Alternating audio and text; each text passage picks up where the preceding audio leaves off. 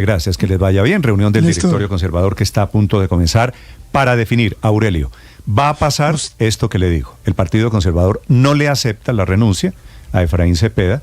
El Partido Conservador en teoría sigue siendo un partido independiente, pero también independiente seguirá teniendo algunas cuotas en el gobierno. Por debajo de la mesa. Claro, por cuenta de este menudeo de la política, porque no la hacen a través del directorio, que es la política al por mayor, sino la están haciendo al de tal. Pero ahí tendrían que tener en cuenta una cosa, y es que si llegara a tomar una decisión de bancada el Partido Conservador frente a la reforma pensional y a la reforma laboral, como lo hizo ya con la reforma a la salud, diciendo que tienen que votar no, pues si alguno de los congresistas se sale del redil y no actúa como lo dice la bancada, se somete a las sanciones. Sí, pero tome nota, la ley de bancada, tome nota, Ricardo. Van a hacer quórum, Ricardo. Pero claro. Van a ayudar por los laditos. Lo primero es por quórum, van a ayudar ahí por los laditos, pero tome nota que dijo otra frase, Néstor. Las reformas como están, las vamos a votar en contra. Entonces deja un margen de que les pueden voltear unos puntos y ahí apoyar. Pero es que yo voy a hacerle esta pregunta a Néstor, que me la hago yo también. ¿Usted se imaginó en algún momento de su vida que íbamos a estar haciendo una entrevista a un conservador porque estaban siendo seducidos por el gobierno de la izquierda para votar sus propuestas llamadas de reforma? Pues de ciertos conservadores sí, Aurelio. Pero esto parece el extraño mundo del subuso. Claro. ¿no? Pero bueno, digamos que en el gobierno de Duque o en el gobierno de Santos, bueno, en fin, el partido del presupuesto, como le llamaba Roberto Gerlain. Aurelio, pero en el gobierno hay gente, le cuento hay gente que no tiene... Néstor, Andrés, hay le cuento a los oyentes qué está pasando en este momento, simplemente para ilustración de cómo se mueve la política. Padre, oiga este cuento. Dígame, a ver. Como renunció el presidente del directorio conservador, sobre eso es la entrevista que acabo de hacer, el gobierno quiere aprovechar esto para poner a una persona de sus afectos en el directorio conservador. ¿Sabe quién es el candidato para reemplazar a nombre del gobierno? No, señor, no lo sé. Para acercar al gobierno, para acercar gobierno y Partido Conservador, para hacer oficial la figura del Partido Conservador Petrista, se llama Vicente Blel.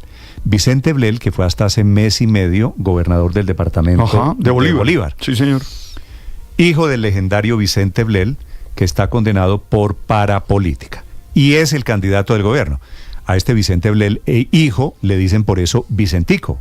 Vicentico claro. Blel. Así que, es decir, hoy en este momento el pulso, y se está moviendo muy activamente el ministro del Interior, el ministro Velasco, para que Vicentico Blel sea el presidente del Partido Conservador. Al final del día, Andrés, si usted escucha, el presidente del directorio conservador sigue siendo el senador Cepeda, quiere decir, el pulso lo ganaron los godos no petristas. Claro. Si al final del día el presidente del directorio conservador es Vicentico Blel, quiere decir que el gobierno logró poner a uno de sus afectos allí al frente del directorio. El pulso es muy duro, Néstor, y se está dando no solo en este partido, sino prácticamente en todos los partidos que no sean oficialmente partido de gobierno. El gobierno tratando de la mayor manera posible de traérselos para allá, de que le voten las reformas, o que al menos, como decía usted, como enfatizaba usted ahora, que le hagan quórum, porque es que mire que lo que pasó en la Cámara, en la plenaria de la Cámara a finales del año pasado, es que el gobierno tenía los votos para pasarla, pero no tenía el quórum, se le desbarataba muy fácilmente el quórum, y todo indica, Néstor, o sea, según lo que dicen, la negociación con los conservadores fue: ustedes pueden ir y si quieren votan en contra, porque si quieren que ese es su mandato de bancada, entonces voten en contra, pero por favor se quedan ahí y hacen quórum, porque los votos para pasar la reforma ya los tengo. Sí. Y a la pregunta de Aurelio de si yo me habría imaginado a estos señores negociando con un gobierno de izquierda, solo le respondo que me los imagino negociando, no a todos, naturalmente, algunos de ellos, con cualquier gobierno, Andrés, de cualquier signo político, lo que sea. Estos son partidos, lo que pasa es que decir conservador de izquierda es un poquito más raro, ¿no? Dígale eso a Laureano Gómez. Claro, no. Pégale una llamada. No pero es la lo división... mismo. No es pues lo por mismo. fortuna no son tan dogmáticos como Laureano, ¿no? ¿Qué tal que fueran así? No.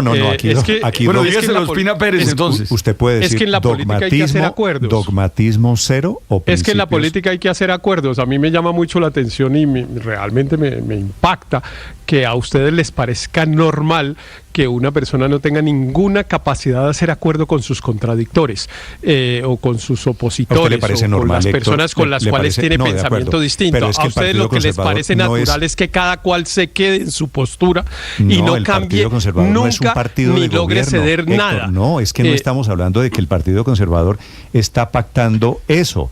No están haciendo un pacto por encima de la mesa. ¿A usted le parece bien el presidente Petro que dio semejante batalla contra el paramilitarismo?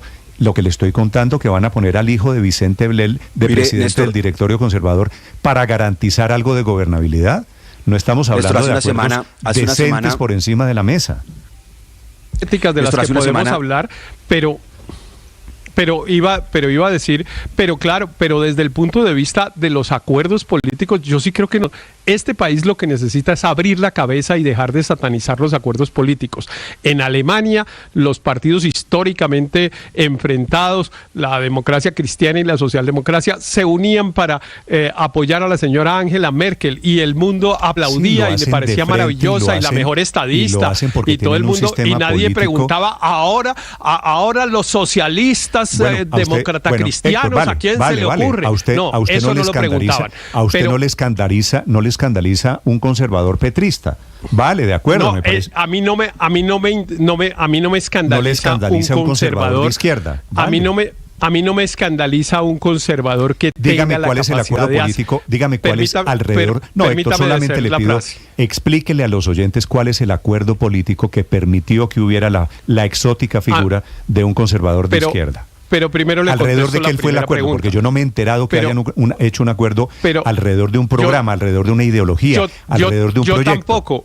Yo tampoco, pero es que usted lo está satanizando. Porque no hay un acuerdo político, porque es por mermelada. ¿A usted le parece que es imposible que un partido conservador haga un acuerdo con un partido de izquierda? Porque y a mí no me parece que lo que necesita que necesita Colombia es que haya capacidad de que unos sectores hagan acuerdos con otros que piensan totalmente diferente. Entonces, yo solo estoy haciendo el llamado de que no satanicemos los acuerdos políticos. No, es que usted me está poniendo el ejemplo. Usted me está poniendo el ejemplo de Alemania, en particular es otra donde cosa. Una negociación política, Héctor, se hace a luz del día, se hace con mucho tiempo, se hace alrededor de programas. Le estoy y se hace con un contrato que es público, no es un tema de coalición, no es un tema de programa. Pero miren, Héctor está describiendo algo que pasó al comienzo de este gobierno y yo creo que hay que recordarlo, Héctor, si me permites.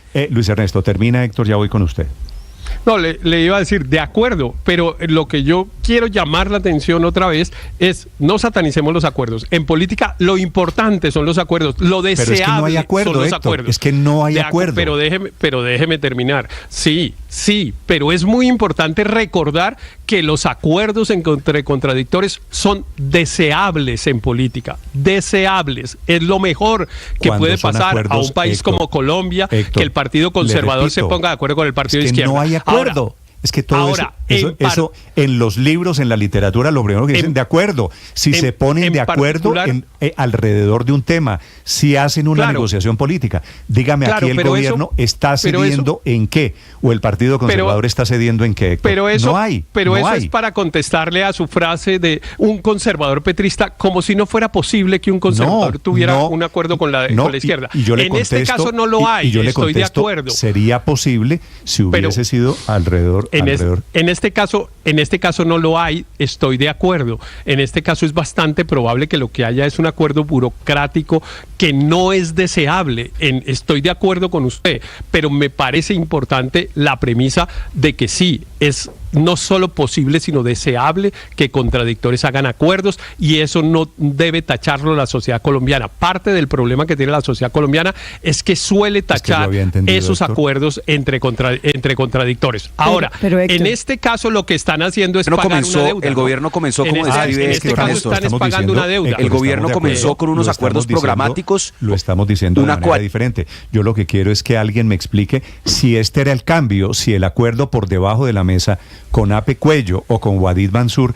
era el cambio, porque de estos acuerdos, miren, Néstor, el gobierno comenzó como lo describe. Los acuerdos de mermelada los han hecho siempre en la política en Colombia. Pero bueno, los leo, los escucho. Este episodio es una pequeña gran radiografía de cómo funciona la política en Colombia. Luis Ernesto. Néstor, El gobierno comenzó como lo describe Héctor, y yo sí creo que es deseable que entre sectores diversos de la sociedad, ideológicamente, programáticamente, puedan llegar a puntos de convergencia.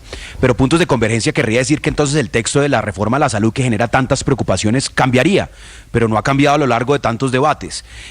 Y esos acuerdos programáticos con los que arrancó el gobierno Petro, que incluían un acuerdo de coalición donde integraban el gabinete del presidente figuras oficiales del Partido Conservador, como lo fue en su momento el ministro de Transporte Reyes y otros.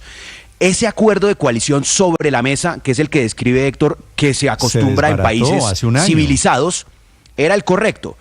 Pero el gobierno cambió la estrategia de gobernabilidad. Yo le dije aquí hace una semana, porque algunos decían, bueno, no, oiga, pero si el gobierno está nombrando únicamente figuras de izquierda más radicales, ¿cómo va a ser la gobernabilidad? Y yo les dije, es que la gobernabilidad y la estrategia del gobierno cambió en ese sentido. Ya no va a construir gobernabilidad sobre acuerdos programáticos, ni un acuerdo de coalición con participación y representación formal, como lo establece además el Estatuto de la Oposición. Esto no es mermelada, esto es institucional en la democracia colombiana. Debería ser, pero ya cambió esa estrategia. ¿Ahora qué va a hacer? Va a seguir radicalizando el discurso, no moderando el discurso para construir consensos. Ya voy, Aurelio, un segundo. Va a construir gobernabilidad al de tal, como nos lo acaba de escribir aquí el senador. Sí. Entonces, no con... Y los partidos van a seguir en independencia. Entonces el Partido Conservador, el Partido de la U, el Partido Liberal van a seguir independencia. Unas cosas las van a votar sí, otras las van a votar no, en otras van a ayudar a hacer el quórum. Pero prepárense, vienen reformas. El gobierno cambió de estrategia de gobernabilidad, muy a mi pesar, no con acuerdos programáticos, coalición de gobierno formal sobre la mesa para que los colombianos conozcan, sino con las tradiciones políticas de siempre que se decían que querían cambiar. Además, esto no me suena a ningún cambio.